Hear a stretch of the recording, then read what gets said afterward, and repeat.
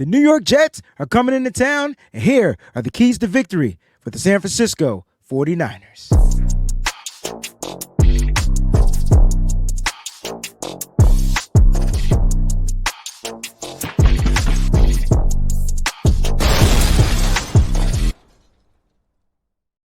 What's going on, everybody? It's your host, the WayneBreezie. Thank y'all so much for tuning in. And today we're going to be talking about 5 keys to victory for the San Francisco 49ers and how they can get this dub. That's right, the first win of the season. It's the home opener, and the Niners are at Levi Stadium. Let's not waste any time. We are brought to you by Residency.com. www.residency.com. Make sure you go over there, check that out. Use that promo code right there, SFBreezie. All right, you'll save on your total purchase. You don't want to miss out on the next exclusive hats that they got coming out for this upcoming season, and they got some stuff on the horizon. So go ahead, check out Residency.com. Use the promo code SFBreezie. You can save on your total purchase. I got 5 keys to victory. It's good to be back for another season. Shout out to my comrades over at WebZone. That's right, www.webzone. If you want to check out the full article and its entire detail breakdown on my 5 keys, go there, check it out. It should be right there on the front page. Also, I'll put the link in the description so that way you can click on it and you can check out the actual article and give it a read and let me know what you think. Feel free to leave a comment in the comment section. Don't forget to hit that like button. And if you're new to the channel, make sure you subscribe. All right, we got 5 keys to victory. Let's go ahead and get down to it. Number 1, protection. All right, protection is key when it comes to this game. That means the offensive line, the extension of the offensive line, the pass, the running backs, everybody. You want to make sure that Brock Purdy is well protected in this game. You're not going to get a lot of blitzing from the New York Football Jets, but they will probably have to do some things to dial up to create or generate different types of pressure, give Brock Purdy some different types of looks, make him feel a little bit uncomfortable. So the offensive line, that's where it starts. They've got to protect Brock Purdy. I know Brock Purdy is feeling a lot more comfortable knowing that he's got the best damn player in football back. That's Trent Williams. Aaron Banks should be good to go. I know he has the pinky injury. Jake Brendel is back. We got the rookie Dominic Pooney starting. He should be good to go. Okay, watch that matchup. That's going to be a great matchup. Him, Quinnen Williams, also on the right tackle spot. Colton McKivitz is back for another year starting. I think the offensive line has improved, and I think they're going to be a lot better than they were last season. So protect Brock Purdy. We need our running backs to protect Brock Purdy. Christian McCaffrey, whoever it is, Jordan Mason's going to be out there. I'm sure they'll probably call up Keyshawn Vaughn to have a third running back listed and ready to go. I don't think Isaac Guerrero is going to play in this game, but they got to protect Brock Purdy. Whatever protection we're sliding those tight ends to, whether it's George Kittle, Eric Sauber, got to find a way to protect Brock Purdy, keep him upright. Things will be in their favor for the 49ers. Number 2, establish the run. The Niners got to get on the run game early. I want Christian McCaffrey out there getting his normal touches. It would be really good to see Kyle Shanahan mix it up, especially doing some power runs up the middle. Try to take advantage of Javon Kinlaw being out there. He's not a great run defender, and it's going to force their linebackers to have to come up, step up, make those tackles. If the offensive line is getting the push back into that second tier of the defense, man, Jordan Mason's going to probably average 6 to 7 yards per carry. Christian McCaffrey, 5 to 6 yards per carry. And we're just talking up the middle. So I wouldn't be afraid to attack the run game, their defense up the middle, but the 49ers definitely need to get some outside zone running, have a nice little mixture of runs going in there where they're outside zone, inside zones. You could probably see some jet sweeps in this game. Who's going to be that guy? Well, we get a little splash of Jacob Cowing because you don't necessarily have to utilize Deebo Samuel. That would be a nice new wrinkle to the 49ers offense, a new little surprise, And so where the Jets probably will be a little bit unprepared, even though they did see it in the preseason. But the Niners need to establish the run. It sets up everything else for the San Francisco 49ers. They like to run the ball, set up play action pass. Brock Purdy likes to throw the ball down the field. He likes to force the Jets to play man coverage so he can do the play action pass, get those linebackers to bite on the run if you run successfully.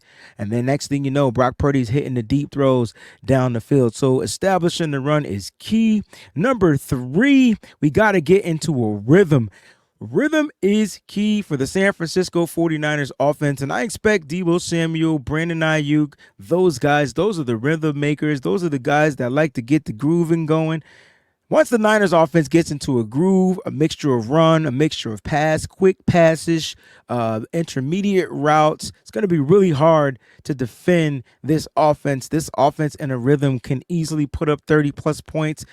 Doesn't matter how great the defense is. And the Jets, in my opinion, do have on paper a top tier defense. We're talking top 5 defense. So it doesn't really matter, because if Brock Purdy and this offense and Kyle Shanahan is calling plays to allow them to get into a rhythm, you already know what time it is.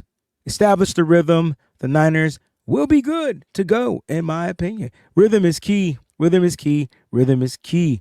Number 4, defensively, they got to stop the run. Listen, Breece Hall is a matchup nightmare. He is going to be a premier back in the NFL. He's going into his 3rd season.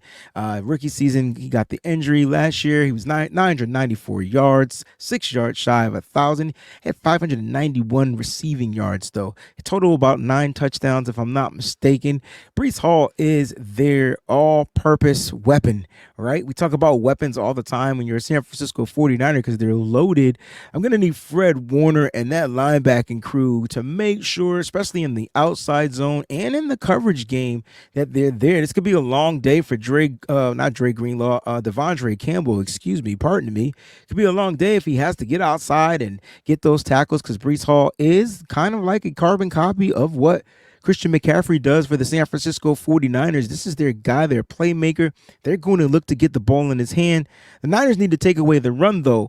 Take away the run and force Aaron Rodgers to have to make a decision to throw the ball. That's great for the Niners secondary. And I know Aaron Rodgers is still probably elite quarterback in the NFL, but the Niners definitely want to make this team one-dimensional. When Aaron Rodgers is one-dimensional, he typically doesn't find ways to win games. It's almost hard. They're not able to establish the run. If you go back to the Green Bay Packer days, how did the Niners defeat Aaron Rodgers and those Packers teams? Well, they did their due diligence in taking away the run, especially when the weather is great. And they took away the run. We take away the run and it's a wrap, right? Also, Fred Warner, who I think is going to be all over the field in this game. Got to make sure you're rapping and tackling. Make sure the rest of the guys are rapping and tackling. It's going to be great to see what the interior defensive tackles do. The linemen, Malik Collins, Jordan Elliott, those guys. Javon Hargrave, will he improve in his run defense? But it's going to be really key for the 49ers. Force them to be one-dimensional, and you got to find a way to stop the run. Number 5, my 5th key to victory. It's simple but complicated. Containment. Why would I say containment? Aaron Rodgers is like 50 years old. Nope, he's not 50 years old. And the thing is, even though he's coming off of this ACL injury from last season, it does not mean he's not going to continue to find ways to be mobile. Now, the 49ers defense has to contain. It starts with Nick Bosa out there on the edge. You don't want to over pursue Aaron Rodgers and break that containment, you know what I'm saying, on the outside. And next thing you know, he's taking off, running up the middle for 30, 40 yards. Aaron Rodgers will do that. I don't think he'll run for 30, 40 yards, but you get my drift. It's a first down. Now, you don't want to give up anything to Aaron Rodgers. You do want to force him to keep him in that pocket. So if the Niners can contain out there on the edge, and it's not necessarily like generating pressures, because Aaron Rodgers is going to get the ball out of his hands in probably less than 2 seconds.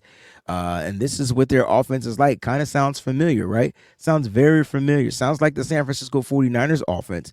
So the 49ers need to do a great job in containing quarterback Aaron Rodgers, making sure they keep him inside that pocket, making sure there's somebody there over the middle just in case he steps up and runs. Make him second guess himself, but don't break down in containment as well as in coverage.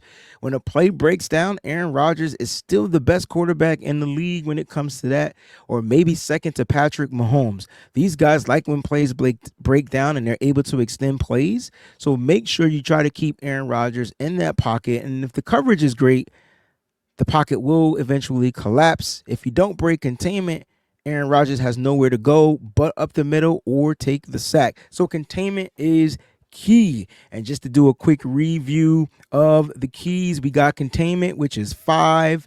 We got stopping the run, which would be number 4. Rhythm, getting into that rhythm, that would be number 3. Number 2, establishing the run, setting the tone. Establishing the run sets the tone of the game. And number 1 key to victory is protect Brock Purdy at all cost. At all costs. Ladies and gentlemen, thank y'all so much for tuning in. I truly appreciate you guys. Let me know what you guys think in the comment section. What are your keys to victory? Let me know if you agree with all 5 keys. Again, don't forget to check out the article over at 49erswebzone.com. It gets a little bit more into detail, and I kind of pinpoint certain things a little bit more descriptive in the actual article. But I do appreciate you. Welcome back to season 3, of Keys to Victory. We're doing it right over here, man. Until the next time, till next week, I'll see you guys later. Make sure you keep it faithful to the Bay, all right? Peace.